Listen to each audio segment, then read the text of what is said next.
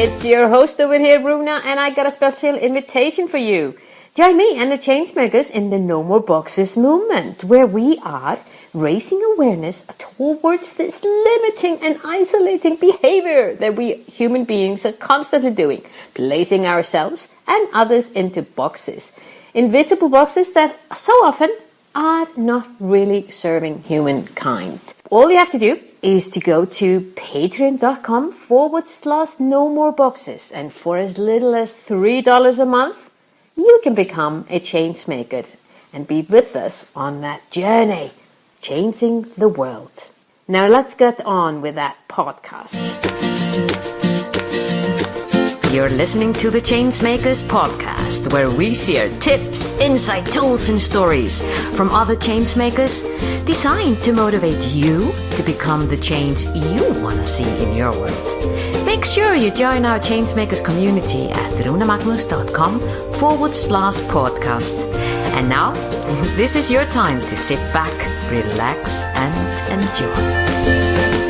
Hello, darling listeners, for the Changemakers podcast. It's Runa here once again, and we have a more than just a wonderful guest with us tonight and today, or whatever the time of the day that it is in your country.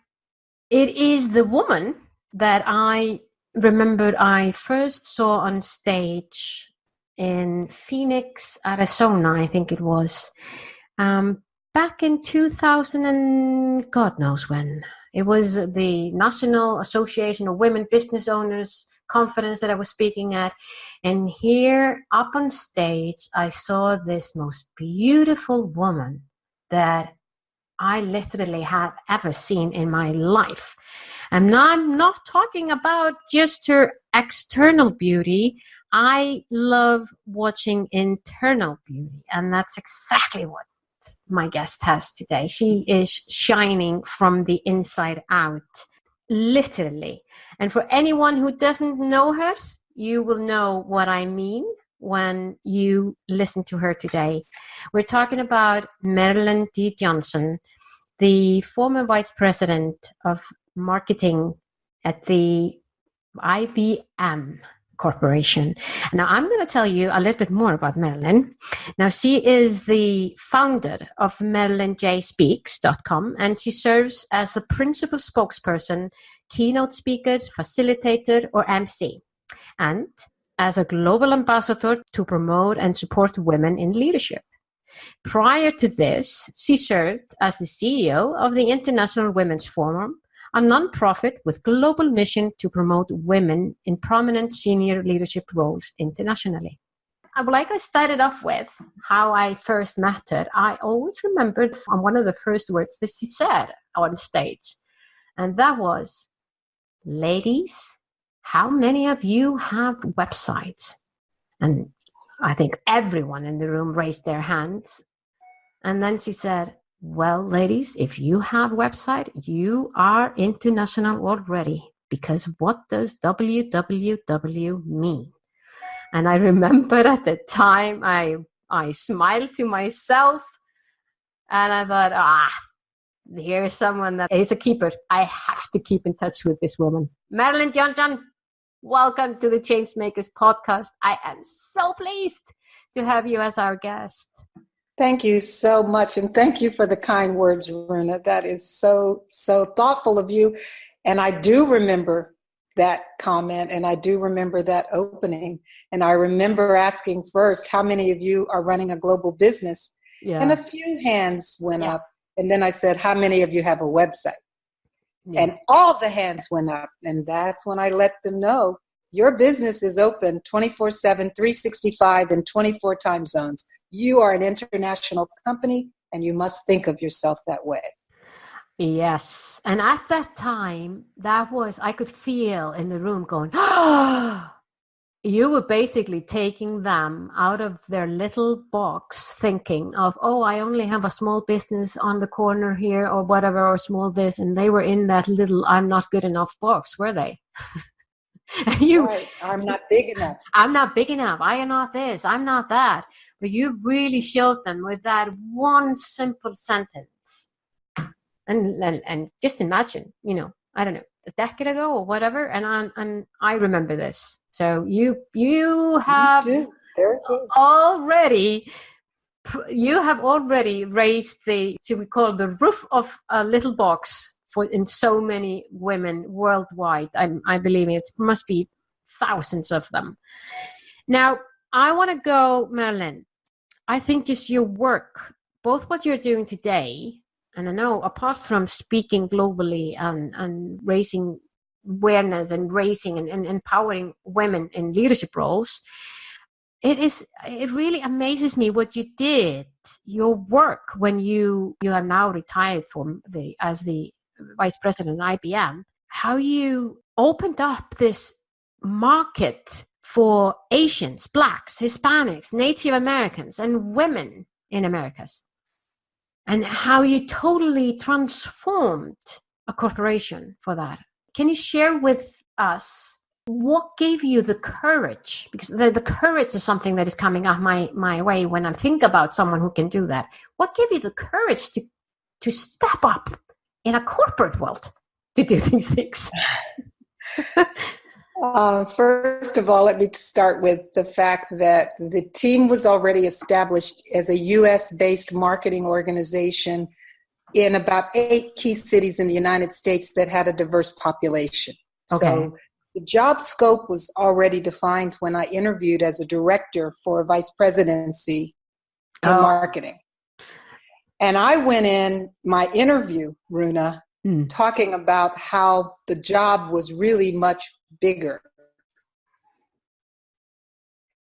That women were the largest constituent customer set making IT decisions for or not for IBM solutions in the world. Mm-hmm. And that customer base needed to be addressed through this marketing organization. So I interviewed with a senior vice president and said, if you choose me, and I hope you do, because the difference that my strategy will make will put IBM on the map and will put more zeros in front of the decimal point, because women are influencing IT decisions. They're determining IT budgets. They're definitely making IT decisions. And if we don't pay attention to this market space, so I'd like to move out of the 8 cities or 8 states, the geography of the United States, and let's see what they're doing in Canada and the Caribbean and Latin America. Because BRICS, Brazil, Russia, India, China, it was actually BRIC, Brazil, Russia, India, China, was already a strategy for IBM. But I added the S, South Africa, because I knew that the continent of Africa should be included in this growth explosion for women. And the senior vice president, he was just like, wow, I never thought of it that way. So I think I planted the seed in the interview. Yeah. And then after assessing the market, I realized I would have to find a way to measure the market opportunity and the segmentation, and then put a strategy together to approach it.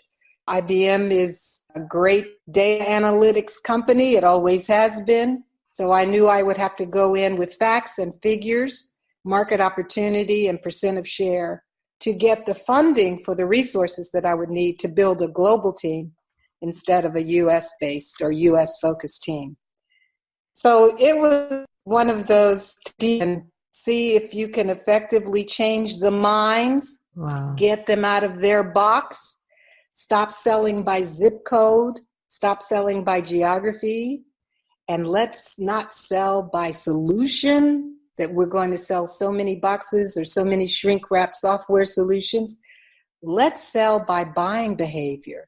And what's the difference in our marketing spend, our advertising, to make sure women know we're talking to them? And can I get to our corporate marketing and advertising corporation at the time, Ogilvy and Mather, and get them to spend the big dollars in industry marketing, but instead of putting the female in front of the desk, let's put her behind the desk as the decision maker. Let's put the stethoscope on the lady in the ad for health solutions and have the patient be a gray-haired gentleman on the gurney? Can we just alter our messaging? I'm not asking for more money. I'm just asking strategically, can we let women know we're talking to them? And in addition, I wanted to go to Australia and talk to indigenous business owners. I wanted to go to the Caribbean and talk to mixed race. I wanted to go to Canada and talk to what they call visible minorities. But it's advertising and messaging to business people the way they want to be talked to.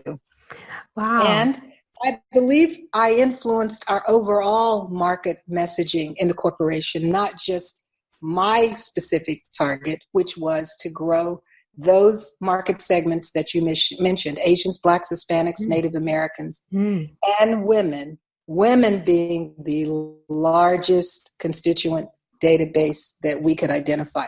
And guess what? There were organizations founded by women, run by women, supported by women, like the Center for Women's Business Research, headquartered in Washington, D.C., that could measure or help me survey the pool of women influencers and business owners. So when you have that kind of data and can commission them to go beneath the IT or technology spend that was forecasted and say, is it going to be on brick and mortar?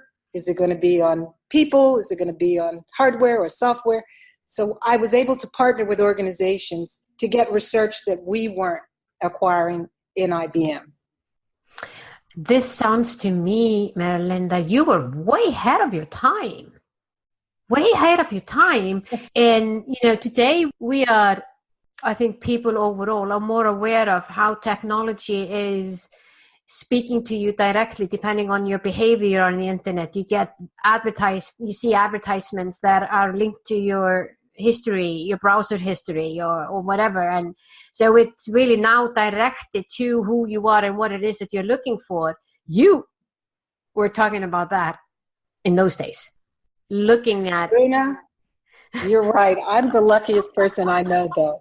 I tell you, I told my parents I was born at the exact right time because, yes, the technology wave was coming to help discover the opportunities that I needed to identify to convince senior management. I mean, I was pitching literally to corporate to support and grow this team.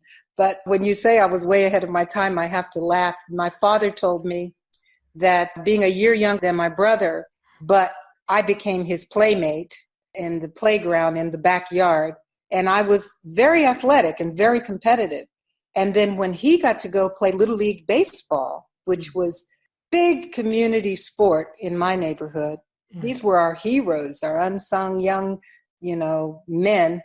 And I wanted to play baseball with my brother, and they wouldn't let girls play baseball. And my father said that I just could not understand why girls could not have their own Little League or could not participate, especially if we were as good as the boys. Yeah. And at that age, I was. My father said, you've always had a voice for girls, for femininity, for women. It's amazing. He was a military officer, so he believed in command and control. That's the way it is. It's not going to change. You can't change it. So you just have to play with your brother when he comes home. I believe since then, I decided I'm going to make a difference. I'm going to make a change.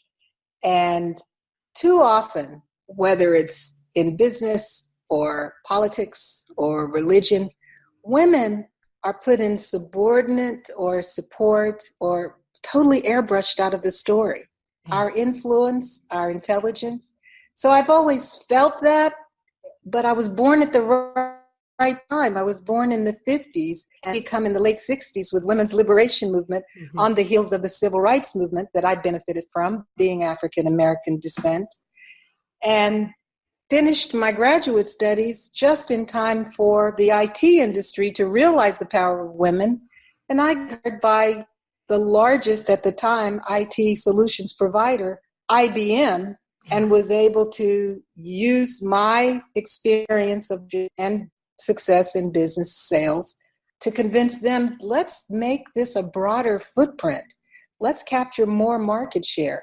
And let's be very deliberate and very bold about it.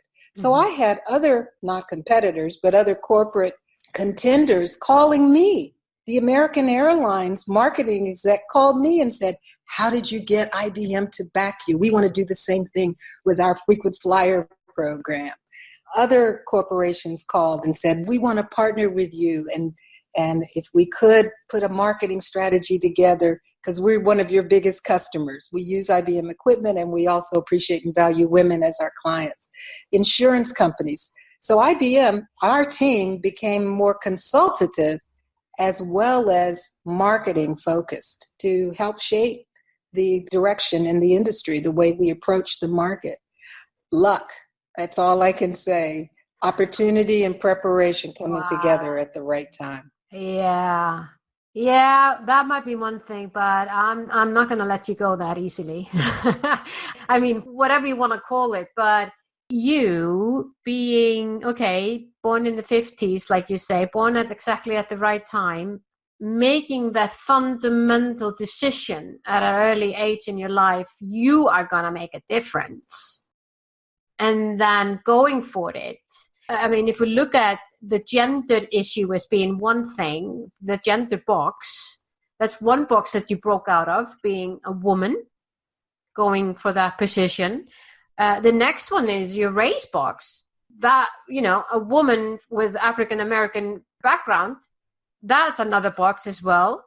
And what you're telling me, what I'm feeling when you're saying that, I'm just thinking, Marilyn sees you the role model that other women and men look up to and say, hey, it's not really about the gender, it's not about your race, it's not about all of these things, it's about who you are and what you decide to do. I mean, you decided to go for it and you went for it. You remind me of a story. I'll give you another box. Okay. Born female, born of African-American parents, but born in the state of West Virginia. 3% of the people look like me. So there's a regional box that is associated with my home state that no explanation could erase the stereotype. Yeah. It's just the way it is. So I came to first grade after my older brother, who had come home each day telling me about this wonderful world of school. I could not wait to go. And because he was smart and I was his playmate, I knew my colors, I knew my numbers, I knew how to read, how to write my name. And I had gone to kindergarten in my home community where everybody looked like me. Runa, the first day I got off the school bus, no one would speak to me and no one would play with me. I didn't know that the parents of these kids had told them don't play with the black kids, or colored, as we were referred to in those days. It was 59 when I started first grade. I couldn't figure it out because my brother was so excited and so accepted. Now again, men have athletics to sort of help them bond outside of their home community. I didn't have that exposure or that experience. But what their parents didn't tell them was Marilyn Johnson can jump rope. So on the playground, I would show off my rope skipping skills. I had rhymes and songs that went along with my double dutch and my hot pepper, and the other girls marveled and they wanted to learn. Yeah. And then I took that friendship back into the classroom and helped them with their math or their reading. And then they realized I brought value to the friendship. They weren't being disobedient. They weren't being judgmental. They were just accepting me for who I was and my skills. Now, that was 5.5 years old. I started school in September. I turned 6 in November. Yeah. And establishing those relationships, I realized people are not going to accept me because I want them to. People are going to accept me because they're looking beyond the box. Mm-hmm. They're realizing I can add value or compassion or understanding or support or good advice or warnings because I walked the path ahead of them. Yeah. So I started developing friendships outside of my community, outside of my church at a very early age. And that gives you confidence and courage when you're used to achieving. Yeah. So I tried out for cheerleader when I got to middle school, what we call junior high in those days. Mm-hmm. So by the 7th grade, I felt overly confident that I could be the first Black cheerleader at my school. And this was, before cheerleaders became a little bit more like dancers. We were athletes. Uh-huh. And the principal decided who was captain or who called the shot. And being the only Black, I do think he was more liberal than biased, but he often put me in a position of leadership in front of my cohorts, which let them realize if Mr. Poe, the principal, is giving her this prestige, we certainly owe her our respect. Yeah. It went on through college, through graduate school.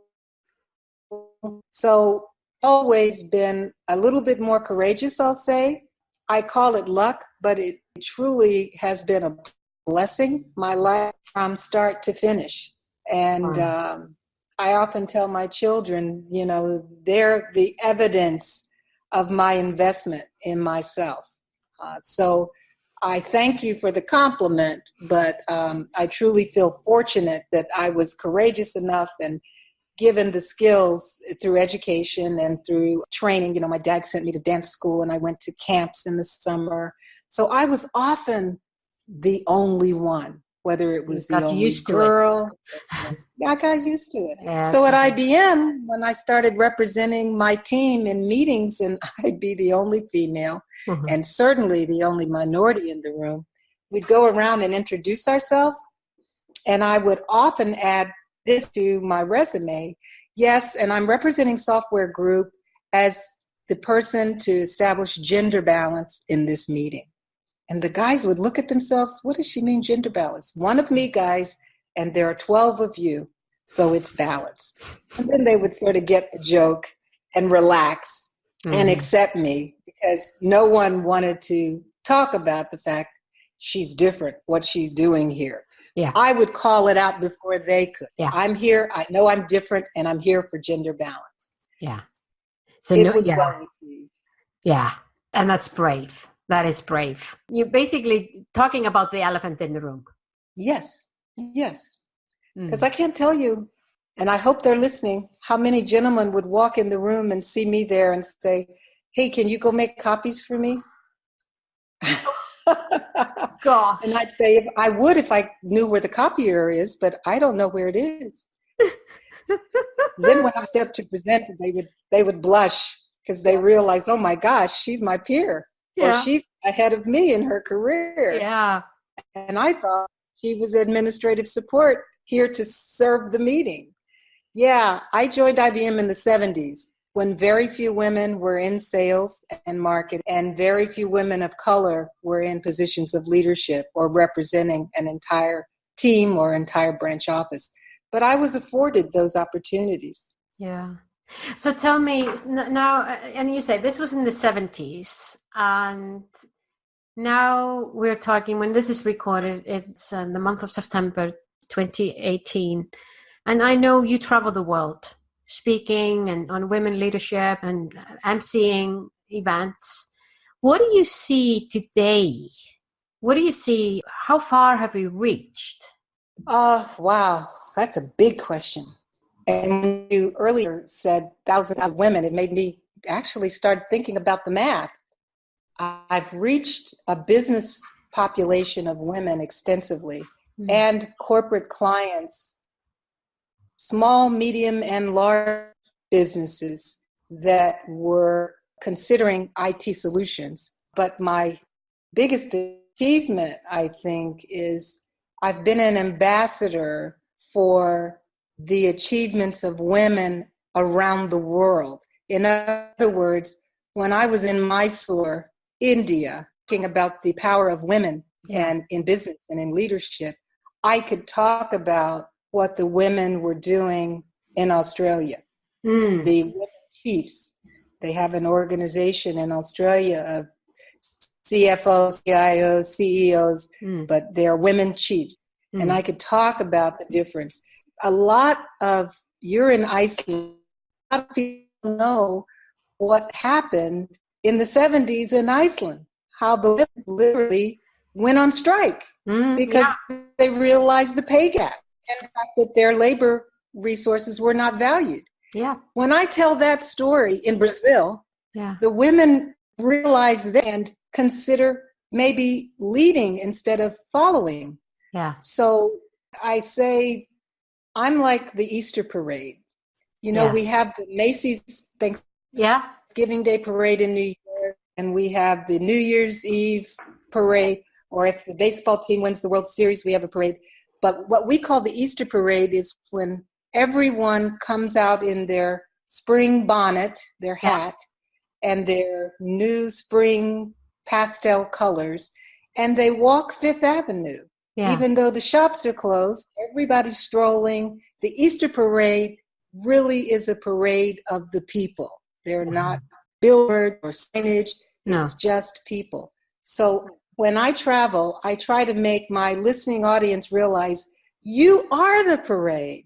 Wow. You are the people that are the growth engine of business, especially women.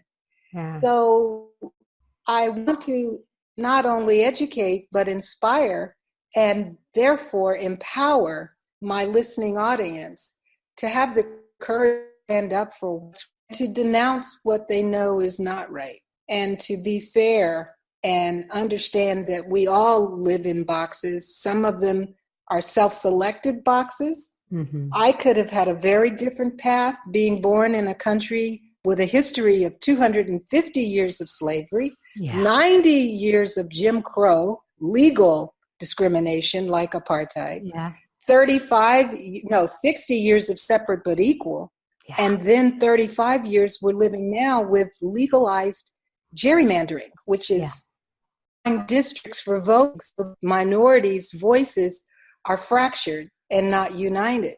So I live in that kind of a country currently, and the whole world is watching the politics that are going on now in the United States.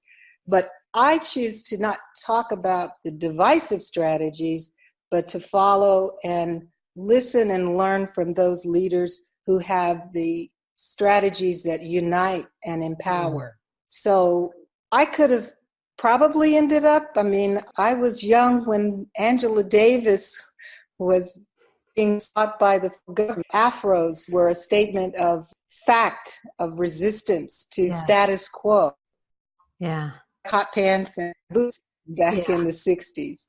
But I guess through my parents' encouragement that I had limitless possibilities, through educators that appreciated and valued my desire to learn and be a good student, whatever good was defined in their eyes. But I also leveraged my acceptance to open the door for others and to change the minds and hearts and hopefully the souls of the underexposed. And I really learned the first time I traveled outside of the United States, a lot of racism or a lot of bias and prejudice is really just ignorance. Mm-hmm. When I took this job at IBM, to be the vice president of market development, I researched, and one of the employees came back with a fact that I just included in all my talks. 16% of Americans had passports before 9/11.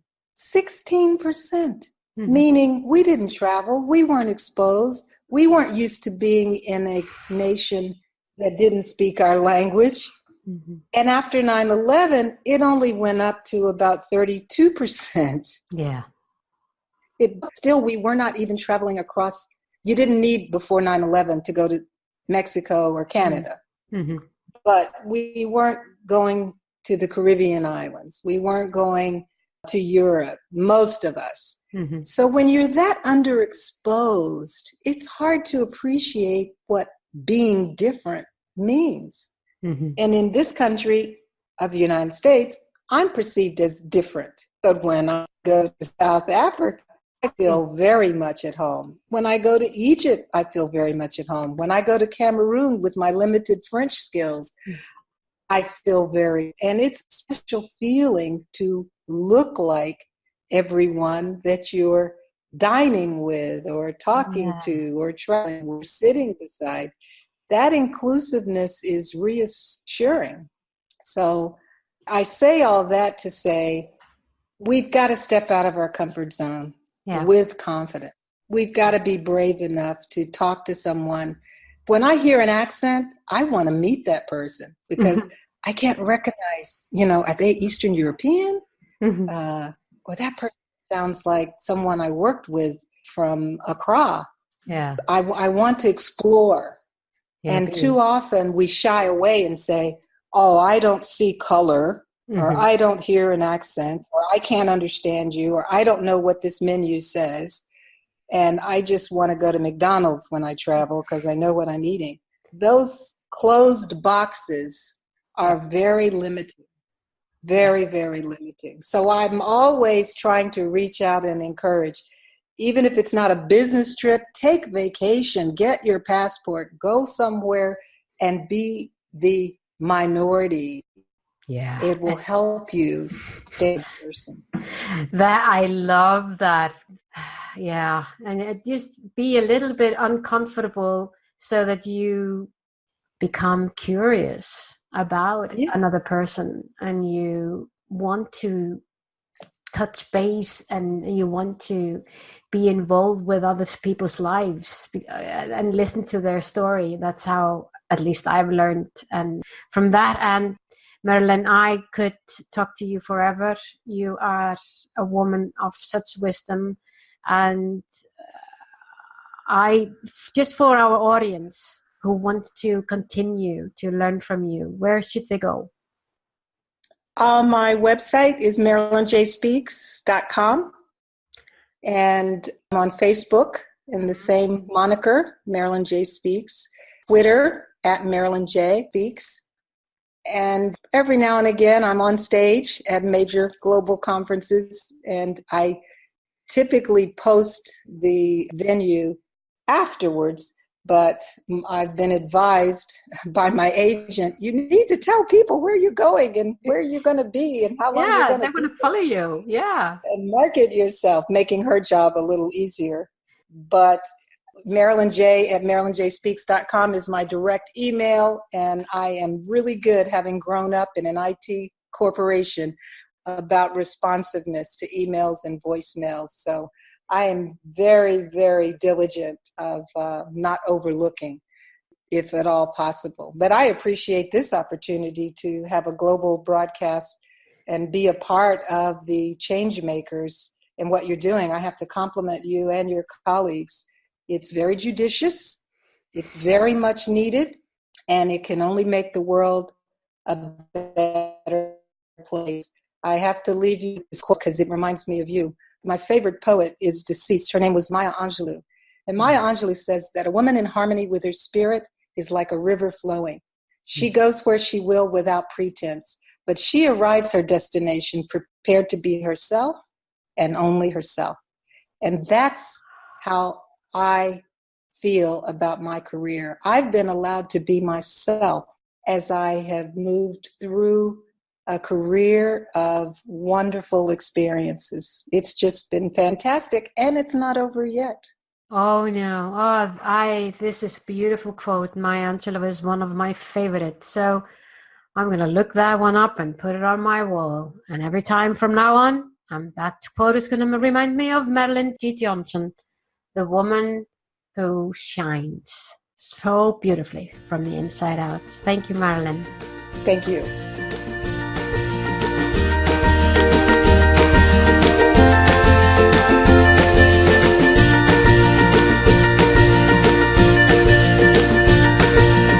Was this podcast of value for you?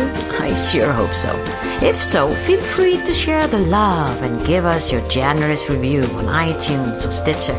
And remember that you can always go to runemagnus.com to find out more about the changemakers and how we can help you drive the change you want to see in your world. you.